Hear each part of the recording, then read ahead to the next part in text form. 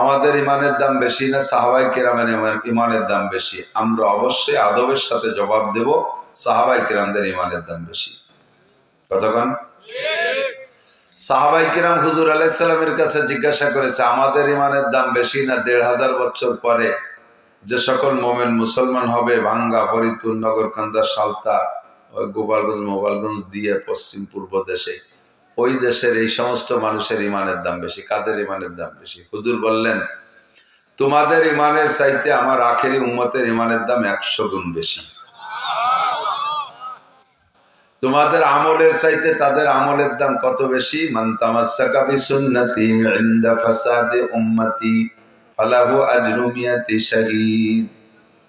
যে সময় দুনিয়া থেকে সুন্নাত গুলো মিটে যাওয়ার সম্ভাবনা দেখা দেবে মুসলমানদের অলসতার কারণে অথবা অমুসলমানদের ষড়যন্ত্রের শিকার হইয়া ধীরে ধীরে সুন্নাত গুলো বিলুপ্ত হতে থাকবে, সে মুহূর্তে আমার কোনো উম্মত যদি একটা সুন্নতের পর আমল করে তাদেরকে ১০০ শহীদের সওয়াব দান করা হবে। তোমরা আছো অনুকূল পরিবেশে, এখন আমার কাছে নগদ নগদ ওহী আসে, যে কোনো প্যাচে পড়ে গেলে আমার কাছে চলে আসো, আর জিবরিল শিখিয়ে দেয়, নগদে সমাধান করে দেই। আমার নুরানি রোহানি চেহারা দেখা তোমরা দুর্বল হয়ে যাও। নবী আলাইহিস সালামের চেহারা দেখে কাফেররা মুসলমান হয়ে গেছে। আমি ডাক দিলে ময়দানে যাইয়া গলা কাটাই দেওয়া যত সহজ, এখন একটা সময় আসবে সে সময় মুসলমান হাতের নখ কাটাও অত সহজ হবে না। এক শ্রেণীর মহিলারা, এক শ্রেণীর যুবকরা লম্বা লম্বা নখ রাখে না, দেখছেন না, শুয়োরের মতো? ওই নখ কাটতে কইলে সে রাজি না। গলা কাটানোর চাইতে তার নখ কাটা কঠিন। আমার সাথে থাইকা গলা কাটানো যত সহজ, সে সময় হাতের নখ কাটা অত সহজ হবে না। কাজেই এইটা হলো অনুকূল পরিবেশ, আর সেইটা হবে প্রতিকূল পরিবেশ। প্রতিকূল পরিবেশে ইবাদত করলে আল্লাহ তাআলা এ পরিমাণ নেকি বাড়ায় দেয় যে তোমরা আমার সাথে থাইকা উহুদ বদর খন্দকে গিয়ে গলা কাটাইতে যে সকল শহীদ হয়েছে, উহুদের ৭০ জন, বদরের ১৪ জন, এইরকম শহীদদের ১০০ শহীদদের যে নাকি আমার আখেরি উম্মত একটা সুন্নতের পর আমল করলে সেই পরিমাণ নাকি দেওয়া হবে। ওই সময় সুন্নতের পর আমল করলে মানুষ, এখন সুন্নতের পর আমল করলে প্রশংসা করে, একে অপরকে ধন্যবাদ জানায়, আর সেই সময় সুন্নতের পর আমল করলে মানুষকে ক্রিটিসাইজ করবে। যুবক ছেলে, ২৫ বছরের ছেলে, বিশ্ববিদ্যালয় পড়ে, সে যদি পাগড়ি পরে, টুপি পরে, জুব্ব পরে আর দাড়ি রাখে, দেখবেন তাকে তার আব্বাই ঠাট্টা করে, তোর কি দাড়ি রাখার বয়স হয়েছে? ওই ছেলের বলে দাড়ি রাখার বয়স হয়নি, আল্লাহ ভুল করমে দাড়ি দিয়ে ফেলেছে। বাপে যদি ছেলেরে কয় তোর কি দাড়ি রাখার বয়স হয়েছে, কথার কি মানে? অভিযোগটা উপরে চলে গেছে, তার মানে তোর দাড়ি রাখার বয়স হয়নি, আল্লাহ ভুল করমে দাড়ি দিয়ে ফেলেছে, কথা তাই আসে না? বাপের ঈমান নষ্ট হয়ে যাবে, আর বাপের এই কথার দ্বারা ছেলের দাড়ি রাখার প্রতি উৎসাহ কমে যাবে। সুন্নতের পর আমল করতে গেলে ঠাট্টা করে। মাও ছেলেরে কয় তোর বাপ আজ সাবালে গেল না, তুই বুড়ো হয়ে গেলি কেউ অসমা। ওর বাপ আজ দাড়ি রাখে নাই, ৫৬ বছর বয়সে, তুই দাড়ি রেখে বুড়ো হয়ে গেলি কে, বাপের ছেলেরে কয়। যুবক স্বামী যদি দাড়ি রাখে, স্ত্রী তারে কয় তোমার আমার বড় চাচার মতো দেয়া যাচ্ছে। এই বড় চাচার মতো কেউ যদি খেপায়, দাড়ি রাখা সম্ভব? মুশকিল না? শিল্পপতি, কোটিপতি, ডিসিএসপি ইন্দা যদি ফ্লোরে দস্তারখানা বিছে খানা খায়, তাহলে যারা ওই সমসাথী তারা এসে বলবে দোস্ত জীবনে কি অর্জন করলে, আজ একটা ডাইনিং টেবিল বানাতে পারলে না, দস্তারখান খেতা বিছে ভাত খাচ্ছ, ঠাট্টা করে, ঠিক না? কোন কলেজের মেয়ে যদি বোরকা পরে, শতভাগ পর্দা করে, বেপর্দা দাইয়ুস বেশ্যাক প্রকৃতির মহিলারা তারে হুজুর হয়ে গেছে, কলেজে পড়ার হুজুর হয়ে গেছে, চোখ পাক্কায় বুতুম পেশার মতো গুড়াই গুড়াই ব্যবসায় আছে না নাই? কোন বড় লোক যদি গাছের ডাল ভেঙ্গে মেসক করে, তাহলে অন্য আর এক বড় লোক দেখলেই বলে পয়সা করি কি, কয় করে নিয়ে যাবা, পয়সা নাই, একটা বিরাস কিনার পয়সা নেই, যাও রাস্তায় ভাঙ্গা থাল পাইতে বসো, ভিক্ষে দিবানি, তাদের বিরাস কিনে নেয়। কিন্তু ওই লোকটা ১ কোটি টাকা দামের কোনো বিরাস পাওয়া গেলে তা কেনার ক্ষমতা রাখে, ১ লক্ষ টাকা দামের পেস্ট কিনা গেলে তা কেনার ক্ষমতা রাখে। শুধু সুন্নতের মহব্বতে বিরাস ফায়ার বাদ দিয়ে মেসক করে, অথচ তারে ঠাট্টা করে, ক্রিটিসাইজ করে। কোনো কেউ যদি নিজের সন্তানটারে মাদ্রাসায় দেয়, জেনারেল পার্টি তারে কয় এই খয়রাইটে বিদ্যে ভর্তি দিস বিক্রি খাবে পিএস কয় জায়গা দেবো তোমার সালটা দেবো না এই কই ব্যবসা ঠিক না? তাহলে এই সময় প্রত্যেকটা সুন্নতের পর আমল করা খুব কঠিন সময় হয়ে গেছে। এই মুহূর্তে একটা সুন্নতের পর আমল করা নবী পাকের উপস্থিতিতে ময়দানে যাই 100 শহীদ 100 মুজাহিদ গলা কাটাই দিয়ে শহীদ হওয়া সম পরিমাণ কঠিন। এজন্য হুজুর বলেন প্রতিকূল পরিবেশে ইবাদত করলে আল্লাহ তাআলা এরকম নেকি দেয়। আবহাওয়া যদি একটু ঠান্ডা কম থাকে বুড়ো বুড়ো মানুষ বেশি আসে, শ্রোতা আসে বেশি। যখন একটু শীত বেড়ে যায় কুয়াশা বেড়ে যায় তখন শ্রোতা কমে যায়। এটা প্রতিকূল হয়ে যায় মাহফিলের জন্য। অবশেষে এত দীর্ঘক্ষণ পর্যন্ত আমার অপেক্ষা আপনারা বসেছিলেন।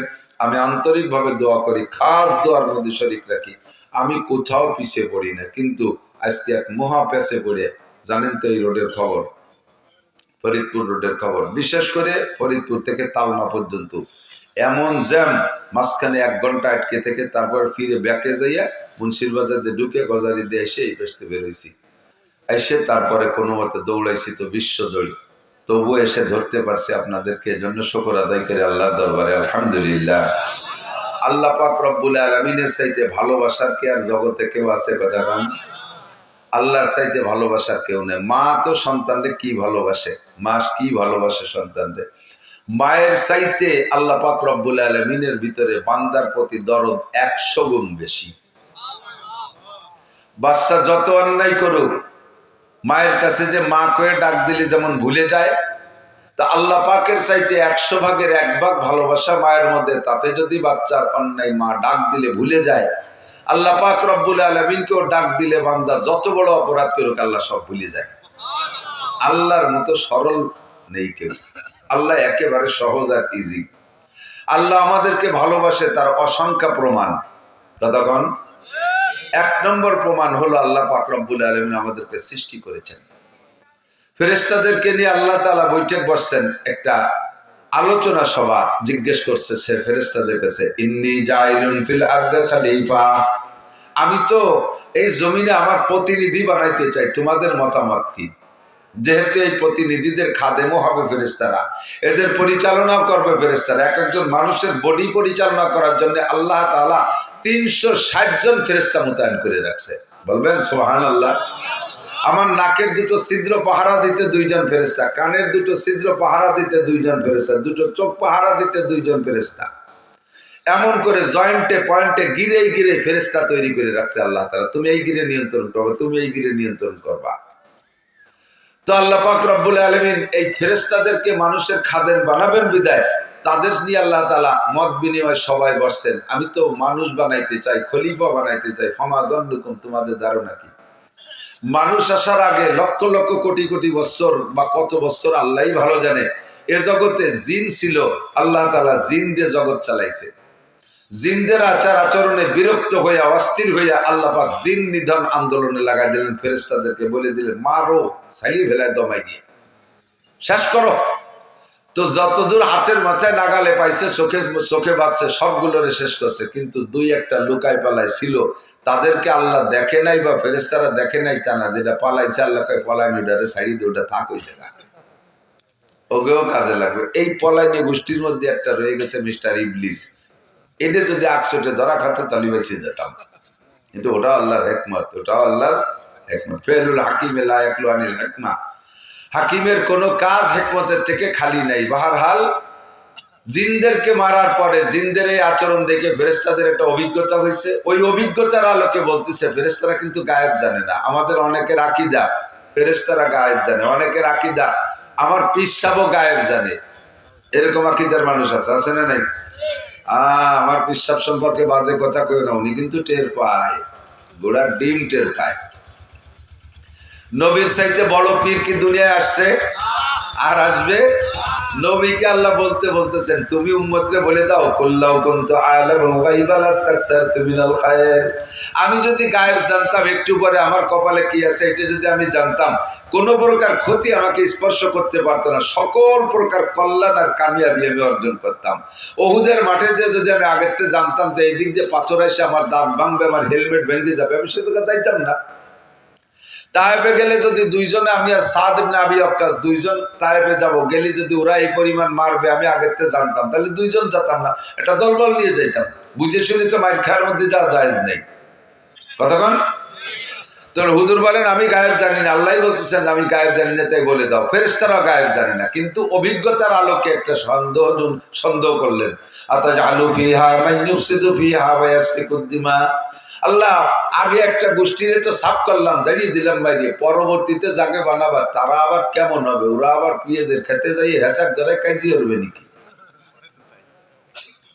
ওরা আবার আধা হাত জায়গা নিয়ে ভাইতি ভাইতি খুনোখুনি করবে, ওরা রাজনীতি দ্বন্দ্ব কলহ নিয়ে বোমা মারামারি করবে, এমন জাতি, ইত্যাদি ইত্যাদি বললেন।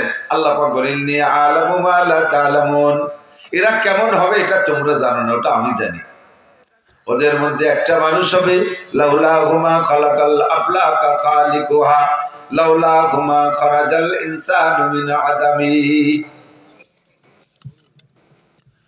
ওদের মধ্যে একটা লোক হবে এমন, যেই লোকটারে না বানাইলে ফেরেশতা তোমাদেরকেও বানাইতাম না, আসমান বানাইতাম না, জমিন বানাইতাম না, চন্দ্র সূর্য বানাইতাম না, আমার অনেক অনেক সৃষ্টি বানাইতাম না। ওই লোকটারে না বানাইলে এই পরবর্তীতে যাদের বানাইতে চাইতেছি তাদের মধ্যে একটা ব্যক্তি হবে এমন, যার নাম হবে মুহাম্মাদুর রাসূলুল্লাহ। ইন্নী আ'লামু মা লা তা'লামুন। আমি যা জানি তা তোমরা জানো না। আমার ওই বনি আদম এমন সম্মানী হবে, তারা যখন দিন শিখার জন্য ঘর থেকে বেরোবে তখন তোমরা ফেরেশতাদের উপরে দায়িত্ব থাকবে, তোমরা তাদের পায়ের নিচে পর বিছাইয়া দিবা। এমন সম্মানী তারা হবে। রব্বুল আলামিন আমাদেরকে শুরু থেকেই ভালোবাসা দিয়ে আসতেছেন। বানানোর ক্ষেত্রে ফেরেশতাদের অমৌন অসমর্থনকে উপেক্ষা কইরা আল্লাহ আমাদেরকে বানাইছেন। বানায় আবার একই সময়, সেই সময় জান্নাতও ছিল জাহান্নামও ছিল। আদম আলাইহিস সালামকে বানাইয়া আল্লাহ জাহান্নামের মধ্যে রাখতে পারতেন, মিয়া এই জায়গা 2-3 মাস থাকো, পরে একদিক সরাই নিয়ে যাব, পোস্টিং করব, তা না কইরা সর্বপ্রথম বানাই জান্নাতের মধ্যে অবস্থান দিয়েছেন। জান্নাতের মধ্যে থাকো দুইজন, আর পরাণ ভরে এর মধ্যে ঘোরো ফেরো আর খাও। সবচাইতে শ্রেষ্ঠ জায়গা জান্নাত, সেখানে রাখার ব্যবস্থা করলেন। এটা আর একটা ভালোবাসার প্রমাণ। এরপরে আল্লাহ পাক রব্বুল আলামিন হিকমত করে পাঠাইলেন দুনিয়ায়। দুনিয়ায় পাঠানোর পরে এবার আমাদের জন্য আল্লাহ পাক অসংখ্য নিয়ামত রাজি তৈরি করেছেন। সূর্য বানাইছেন আমার খেদমতে, চন্দ্র বানাইছেন আমার জন্য, কতক্ষণ পানি বানাইছেন আমার জন্য, বাতাস বানাইছেন আমার জন্য, ফ্রি সার্ভিস দিচ্ছেন অক্সিজেন।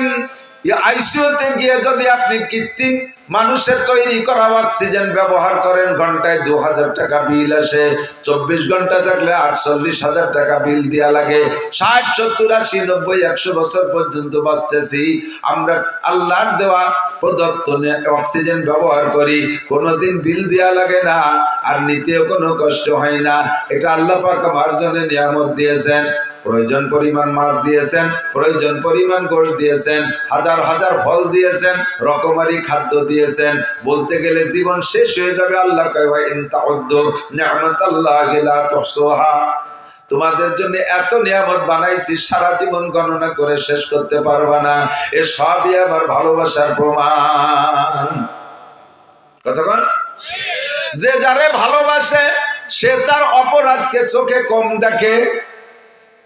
দোস্তর যদি দোস্ত হাজার কঠিন বন্ধুত্বতা হয়, দোস্ত যদি অপরাধ করে ওটা কোনো না কোনো ভাবে সারিয়ে নেওয়ার চেষ্টা করে। আল্লাহ কয় বান্দা এ জায়গা আমার ভালোবাসার প্রমাণ দেখো। কত মানুষ আছে আমাকে আল্লাহ বলে স্বীকার করো না। নমরুদ, কারুন, হামান, সাদ্দাত, ফিরাউন, আবু লাহাব, আবু জাহেল, উতবা, সাইবা, এমন করে কাফের, মুশরিক, হিন্দু, বৌদ্ধ, খ্রিস্টান 800 কোটি মানুষের মধ্যে 600 কোটি মানুষ আল্লাহকে আল্লাহ বলে মানে না।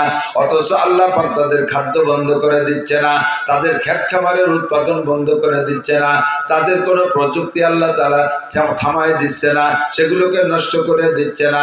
দুনিয়ার ধন দৌলতের ব্যাপারে তাদের উপরে হস্তক্ষেপ করতেছে না। তাদের বাচ্চা কাচ্চা জন্ম নিতে আল্লাহ বাধা দিচ্ছে না, যে কাফেরের বাচ্চা পয়দা হলে সেটাও তো কাফের হবে। সেহেতু আল্লাহ দ্রোহী হবে, কাজে ওদের মহিলাদের পেটে বাচ্চা হবে না, এমন সিদ্ধান্ত আল্লাহ নেয় না।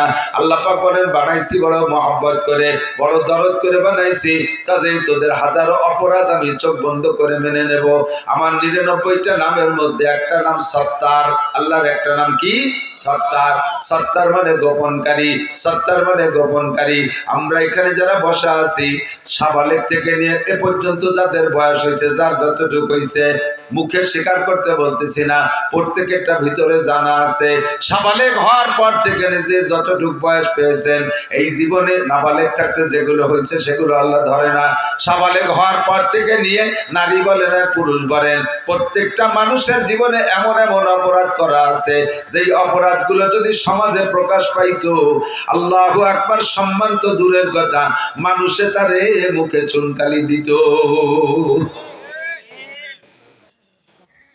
আলেম বলেন, জালেম বলেন, মোল্লা বলেন, মুন্সি বলেন, আমি বলেন, আপনি বলেন, এনিম্যান এভরিবডি, প্রত্যেকের আভ্যন্তরীণ এমন এমন অপরাধ করা আছে, যে অপরাধগুলো যদি সমাজে প্রকাশ পাইতো, রাস্তায় যে হাঁটতে পারতাম না।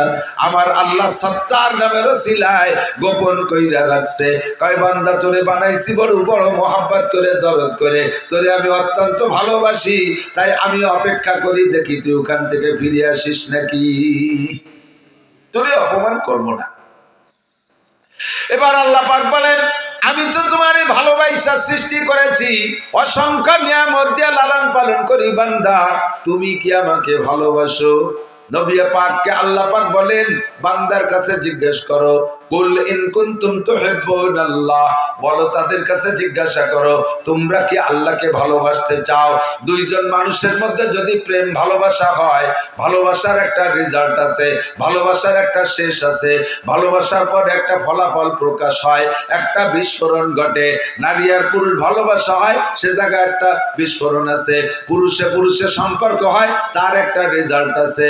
দুইজনের ভিতরে ভালোবাসা করতে হলে উভয় দিকে একরকম আগাইতে হবে। একজন ভালোবাসে আর একজন ভালোবাসে না, সে জায়গায় ভালোবাসা জন্ম নেয় না। অনেক সময় যুবকরা ভালো জানে, ইদানিং তো ফোনের যুগ হয়েছে। তুমি কোনো মেয়েরে যদি ভালোবাসে ফোন দাও, তুমি তো জন্মের ভালোবাসো, রাস্তায় দেখছো, চেহারা পছন্দ হচ্ছে, নাম্বার সংগ্রহ করে ফোন দিছো, সে যদি তোমারে ভালো না বাসে কি কয়? মোটা গালাগালি দিয়ে কয়, এই তুই আমার সাথে কথা না, তোর মার সাথে করতে পারিস নি, এমন সত্য কথা কয়। তার মানে তোমার সে লাইক করে না, তুমি লাইক করো, সে লাইক করে না, জীবনে কোনোদিন ভালোবাসা ঘটবে, বিস্ফোরণ হবে না, সামনে যা উদ্দেশ্য কিচ্ছু হবে না। আল্লাহ কয় আমি তোমারে ভালোবাসি, কত প্রমাণ চাও? প্রমাণ দিতে দিতে জীবন শেষ হয়ে যাবে, তবুও প্রমাণ দেওয়া শেষ হবে না। এবার তুমি কি আমারে ভালোবাসতে চাও? যদি আমারে ভালোবাসতে চাও বলো। আমরা সবাই মিলে বললাম জি আল্লাহ তোমারে ভালোবাসতে চাই। আপনারা কি ভালোবাসতে চান? কারে ভালোবাসবেন? আল্লাহকে ভালোবাসবো। ও যুবক, দুনিয়ার কেউরে ভালোবাসিস না, ওই ভালোবাসার মধ্যে কোনো ভালো ফল আসে না, লাস্টে যায় অপমান হইতে হয়। হর কিসি সে দিল লাগানা জিন্দগি বরবাদ হয়, হর কিসি সে দিল লাগানা খেয়াল করেন, হর কিসি সে দিল লাগানা জিন্দগি বরবাদ হয়, এক তো আপনা ওয়াক্ত বরবাদ দুসরে তো বদনাম হয়। উলামায়ে কেরাম বলছে বলে ঠিক কইছে, পাবলিকই ঠিক কইনি। हर किसी से दिल लगाना जिंदगी बर्बाद है, কাহারো প্রতি দিল লাগানো, কেউরে ভালোবাসা জীবনটা নষ্ট করা ছাড়া আর কিছু না। কি কি নষ্ট? এক তো আপনা ওয়াক্ত বরবাদ দুসরে তো বদনাম হয়, একালো সময় নষ্ট, তার পিছনে প্রেম গল্প করতে যথেষ্ট সময় নষ্ট হয়, অবশেষে যাইয়া বদনামের শেষ নাই। যদি ভালোবাসতে বাসতে আকাম পর্যায়ে চলে যাও, আল্লাহ বাসালি 39 জুতোর বাড়ি খাতি পারবা। কতক্ষণ? যার সাথে ভালোবাসা করলে কোনো বদনাম নাই, আরো দৈনন্দিন শান্তি বাড়ে, দৈনন্দিন শান্তি বাড়ে। তিনি আমার কে? একটু বলবেন কে? আল্লাহ পাক বলেন আমি তোমারে ভালোবাসি, বহু প্রমাণ আছে। এবার দুইজনের মধ্যে বিস্ফোরণ ঘটবে ভালোবাসার, এর জন্য তুমিও আমাকে ভালোবাসতে হবে। বলো তুমি আমাকে ভালোবাসো কিনা? আমরা বললাম জি আল্লাহ ভালোবাসবো। তবে লাস্টে বিস্ফোরণ কি ঘটবে কও? লাস্টে এই ভালোবাসার ফলাফল কি দাঁড়াবে? আল্লাহ কয় তিনটে দাঁড়াবে, তিনটে প্রমাণ, তিনটে রেজাল্ট আসবে। এক নম্বরে ইউহিব্বুকুমুল্লাহ, এক নম্বরে আমি আল্লাহ তোমাকে সম্পূর্ণ ভালোবাসা দিয়ে দেব। দুই নম্বর, এই ভালোবাসার খাতিরে তোমার জিন্দেগিতে যত গুনাহ করেছো, যত অন্যায় করেছো, যত অপরাধ করেছো, জিনা করেছো, চুরি করেছো, ডাকাতি করেছো, লুচ্ছমি করেছো, মদ খেয়েছো, গাঁজা খেয়েছো, ইয়াবা খেয়েছো, ফেন্সিডিল খেয়েছো, সুদ খেয়েছো, ঘুষ খেয়েছো, জারি যাত্রা করো, সাকাজির গান গুলো যাত্রা, আল্লাহু আকবার, বেড়া কাটাম কারিতে